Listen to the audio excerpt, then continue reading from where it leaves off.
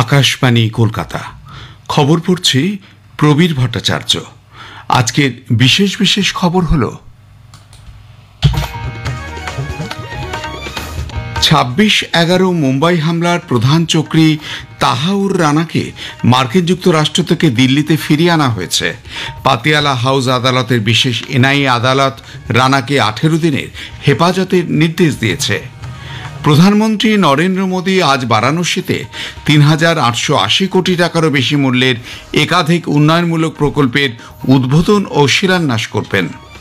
রাষ্ট্রপতি দ্রৌপদী মুর্মু স্লোভাকিয়ার রাজধানী ব্রাতিস্লাভায় India business ফোরামের উদ্বোধন করেছেন। বিহারের নালন্দা, জেহানাবাদ, মুজফ্ফরপুর সহ 5 জেলায় প্রবল ঝড় বৃষ্টি ও বজ্রাঘাতে কমপক্ষে 28 জন প্রাণ হারিয়েছেন, আহত হয়েছেন আরও 5 জন। আইপিএল ক্রিকেটে গতরাতে দিল্লি ক্যাপিটালস রয়্যাল চ্যালেঞ্জার্স বেঙ্গালুরুকে 6 উইকেটে পরাজিত করেছে। আজ চেন্নাইয়ের এমএ চিদাম্বরম স্টেডিয়ামে Kolkata Knight Riders Chennai Super কিংসের বিরুদ্ধে খেলবে।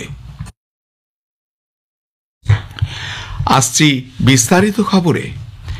প্রত্যর্পণ এড়াতে 2008 সালে 26/11 মুম্বাই জঙ্গি হামলায় মূল অভিযুক্ত তাহাব্বুর রানার শেষ আবেদন মার্কিন সুপ্রিম কোর্ট খারিজ করে দেবার পর তাকে গতকাল দিল্লিতে ফিরিয়ে আনা হয়েছে।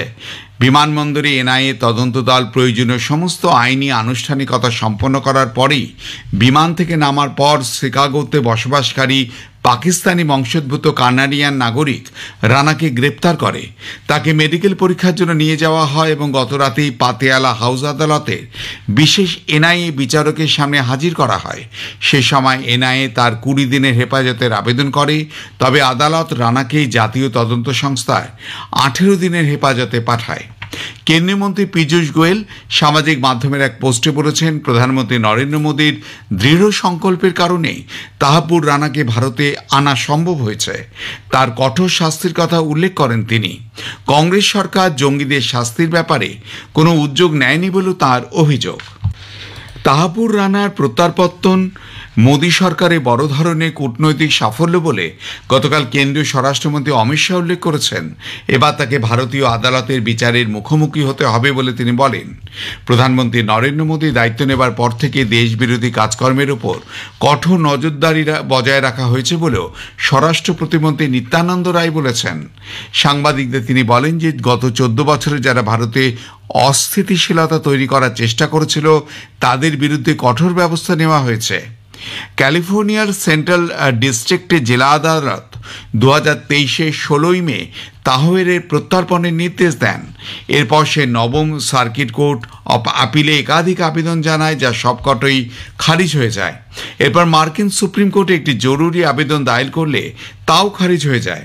অবশেষে মার্কিন প্রশাসনের কাছ থেকে প্রত্যর্পণের সাড়া মেলায় দুদেশের মধ্যে প্রত্যর্পণ প্রক্রিয়া শুরু হয়।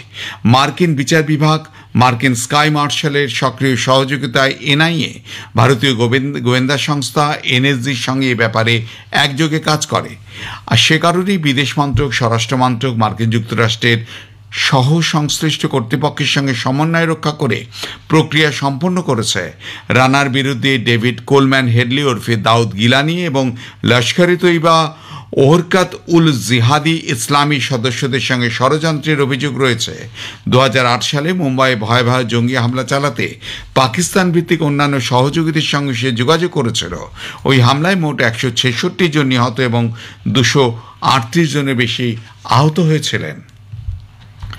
প্রধানমন্ত্রী নরেন্দ্র মোদী বারাণসীতে আজ ৩,৮৮০ কোটি টাকারও বেশি মূল্যের একাধিক উন্নয়নমূলক প্রকল্পের উদ্বোধন ও শিলান্যাস করবেন। এটি জনসভাতেও তিনি বক্তব্য রাখবেন। বারাণসীতে বিভিন্ন সড়ক প্রকল্পের উদ্বোধন ও শিলান্যাস ছাড়াও বিদ্যুৎ সরবরাহ ব্যবস্থাপনার পরিকাঠামো উন্নয়নে কয়েকটি সাবস্টেশনের সূচনা করবেন তিনি। নিরাপত্তা কর্মীদের সুযোগ সুবিধা বৃদ্ধির জন্য রামনগর ক্যাম্পাসে পুলিশ লাইন ও ব্যারাকে একটি ট্রানজিট হোস্টেলের উদ্বোধন করার কথা। এছাড়া স্মার্ট সিটি মিশনের আওতায় 77টি প্রাথমিক স্কুল ভবনের সংস্কার ও চোলাপুরে কস্তুরবা গান্ধীকুরের নতুন ভবনের শিলান্যাস করবেন প্রধানমন্ত্রী। রাষ্ট্রপতি দ্রৌপদী মুর্মু গতকাল স্লোভাকিয়ার রাজধানী ব্রাতিস্লাভায় ভারতের বিদেশ মন্ত্রক আয়োজিত ইন্ডিয়া বিজনেস ফোরামের উদ্বোধন করেছেন। স্লোভাকিয়ার রাষ্ট্রপতি পিটার পেলগ্রিনি এবং বিদেশমন্ত্রী জুরাজ ব্লানের এই অনুষ্ঠানে উপস্থিত ছিলেন। ফোরামের উদ্বোধন করে রাষ্ট্রপতি দুদেশের মধ্যে মৈত্রী সম্পর্কের ক্ষেত্রে তার অবদানের জন্য সেদেশ রাষ্ট্রপতিকে ধন্যবাদ জানান।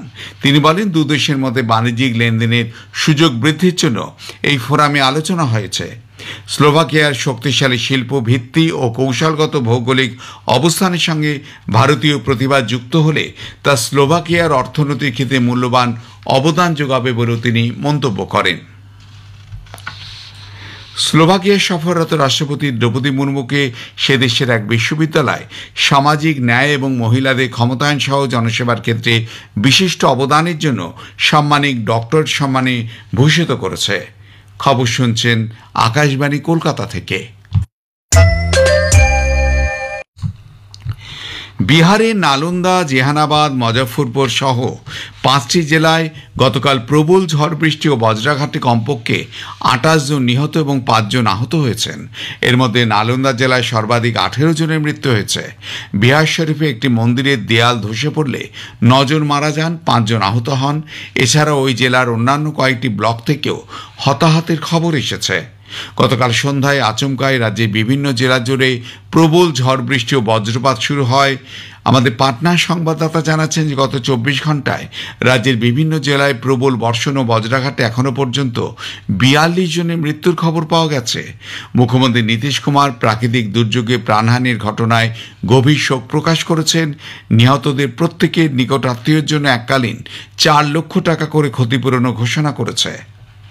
আবহাওয়া দপ্তর আগামী 48 ঘন্টায় বিহারের বিভিন্ন জেলায় আরও ঝড় বৃষ্টি ও বজ্রপাতের পূর্বাভাস দিয়েছে। ওয়াকফ সংশোধনী আইন 2025-এর সাংবিধানিক বৈধতাকে চ্যালেঞ্জ জানিয়ে দায়ের করা একাধিক আবেদনের ভিত্তিতে চলতি মাসের 16 তারিখে সুপ্রিম কোর্টে শুনানি হবে। প্রধান বিচারপতি সঞ্জীব খান্না, বিচারপতি সঞ্জয় কুমার ও বিচারপতি কেভি বিশ্বনাথনের বেঞ্চে এই মামলা শুনানি হবে।